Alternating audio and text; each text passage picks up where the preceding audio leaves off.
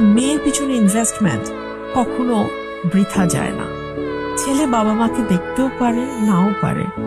মেয়ে না শত কষ্টের মধ্যেও তার সর্বোচ্চটা দিয়ে চেষ্টা করে বাবা মার পাশে থাকার। এটা প্রমাণিত।